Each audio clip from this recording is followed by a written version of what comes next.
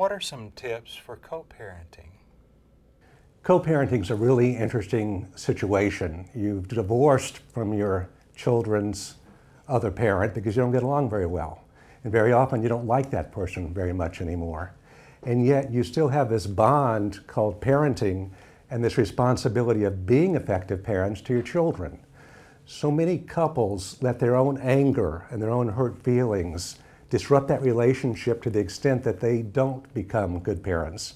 And that really has a real negative effect on their kids.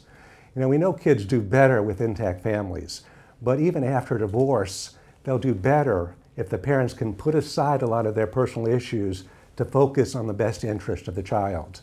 We published some programs, actually one that comes to mind, Cooperative Parenting and Divorce, that really points out a lot of interesting things that parents can do and avoid doing that can help that process be much better.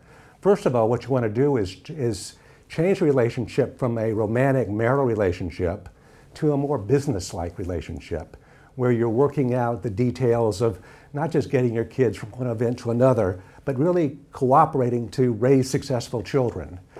Some of the things that we pointed out in this program to avoid are things like putting your child in the middle.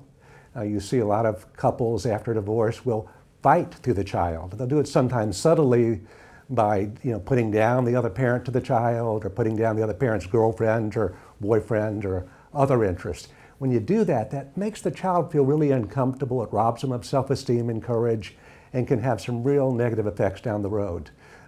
For example, another example would be asking your child to pass notes to the other parent. Take this note to your dad, or tell your dad that he can't have you at 4 o'clock this Friday. He's got to wait till the regular time at 6. Don't put your child in the middle and do that. Instead, pick up the phone, talk to your ex, and work on the communication skills to do that effectively.